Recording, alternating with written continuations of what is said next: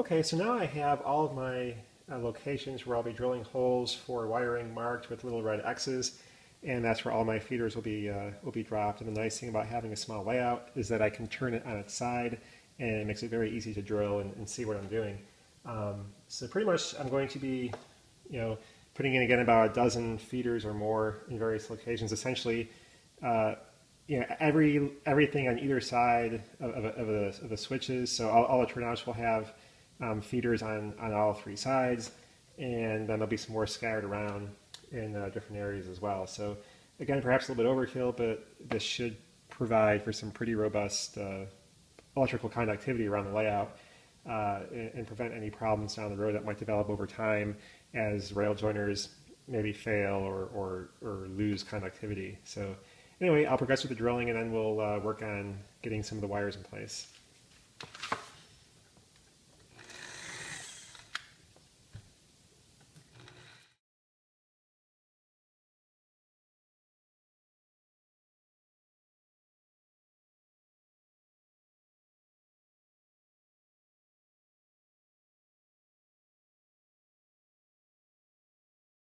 Okay, so for a lot of the wiring, I'm using these Kato wired rail joiners, and it's not the cheapest way to go, but it is easy. And since I don't have, it's not a big layout, I don't have a ton of them.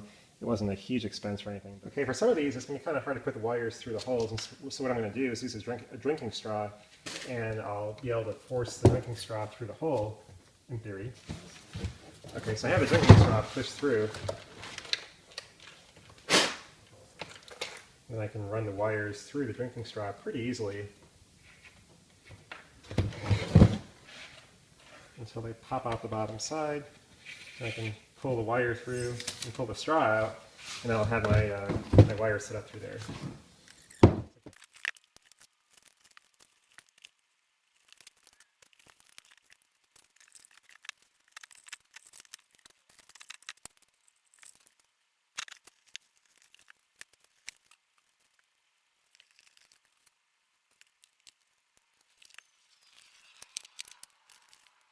Okay, so for this section of track here, I've gone ahead and soldered all the rail joints together, and I've taken a small file and also touched up all the joints to get them, as smooth as I possibly can. What I'm going to do now is use this rail brown marker from Testors. It has a nice chisel tip there. It's kind of like a screwdriver tip, sort of, and so it makes it pretty easy to go ahead and go right along the edge of the track and paint it. It's kind of hard to do this while holding the camera here, but you can kind of see with that how that comes out after using the marker. So it looks pretty nice. I've gone through and painted all of the rail in this area here. There's probably a few areas that need to be touched up because it's a little bit shiny still, but anyway, most of the rail is all painted. I took a little bit of acetone and a paper towel and wiped out the top of the track to get the track clean on top. But there are some areas here with the switch points where you don't really want to put paint on, on the outside rail and on the inside of the switch points there. And so for the area in here as well as the frog, what I'm going to do is I'm going to use some Neolube to paint that. This is basically just graphite suspended in alcohol, and it'll put down a nice black coating, which is electrically conductive, and this way you can get rid of that shiny metal, yet still keep a something that's going to be working well for your trains going over. Here's what it looks like after the Neolube. So you can see it really cuts down on the shine and makes it look darker and more weathered. I also just went ahead and just put some on the ties and track there, since it is black, and usually you see a lot of oil in the tracks around the switch points anyway on a rail layout or rail railroad.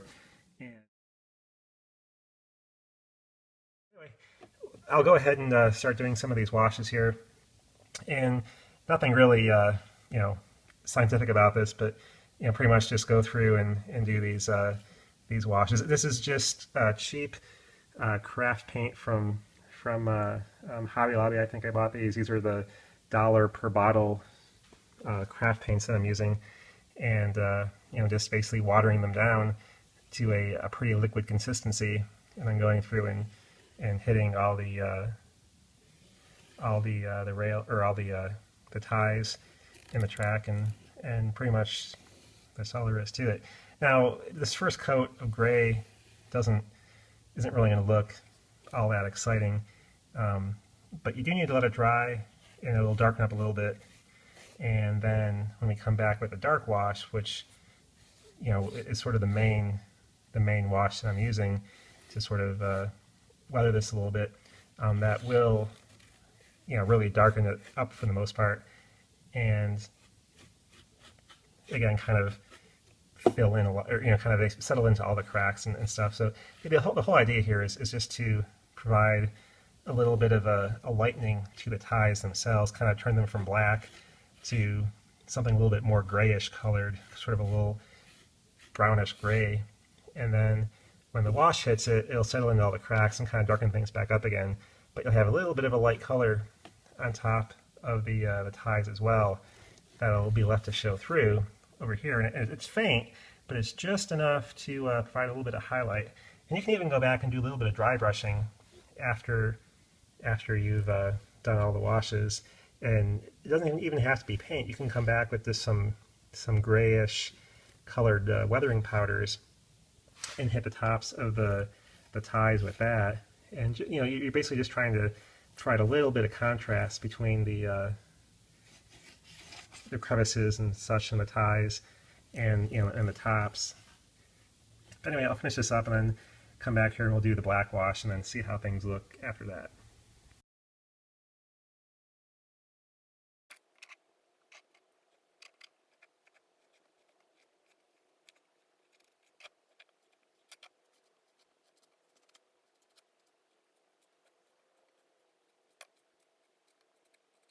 Okay, so I have all the washes put in place on the Unitrack. Again, I started by painting the rails first using the Testors paint markers. They have the rail brown and the rail tie brown, and then I went ahead and did a gray wash on the track, followed by a black wash. Once that dried, then I went back again and painted the rails a second time, and then cleaned everything off with some acetone on a paper towel to get the track surface clean. You have to be careful with that since that will dissolve plastics. You have to, not certainly soak the track or anything with it, or you'll have big time problems. But it does remove the paint very, very easily if you do use it. So anyway, here's kind of what things look like, sort of a before and after with the paint washes. The top piece there being the raw Unitrack out of the box. The bottom there being what the track looks like after the washes have been applied and the rails painted. Again, the main standout thing is that it it really takes away the shine of everything. So by painting the rails a darker color, they don't stand out so much, and especially since they are code 80 rail and pretty tall.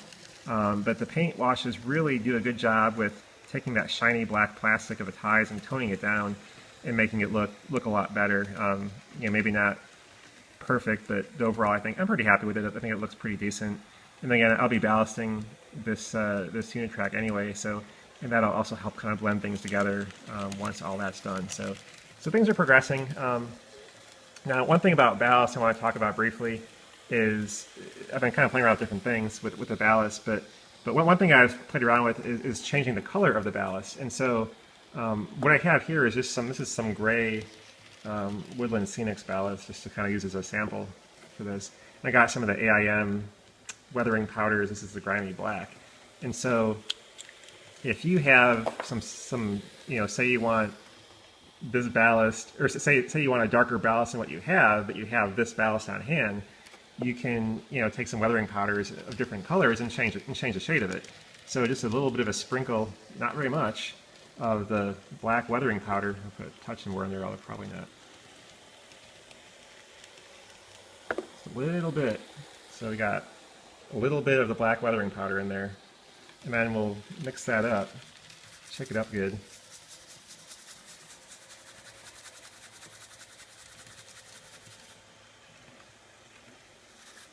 And that, will give you a darker ballast. Now, if you want to go a lot darker, you can, throw a little bit more in there and make it considerably darker. And you can also, certainly take a light colored ballast and throw some browns in there or reds or whatever and change it to a completely different color as well. Now here's a much darker ballast color by just adding a little bit more of that black weathering powder. And what I'm not sure about is what will happen after it's been, you know, glued down. Whether I typically use the scenic cement from Woodland Scenics for gluing ballast down, and I don't know if that's going to wash off some of the pigment that's been applied with the weathering powder and send it back to a lighter color. You know, it's hard to say. So that'll be something that I'll be trying here pretty soon when I start ballasting some of this track. So I'll have an update on that once I try it and see how that goes. But anyway, you know, this is, I'm not going to probably do it this dark, but you can kind of see that in terms of trying to match up what I have here, you know, you just add a little bit of the,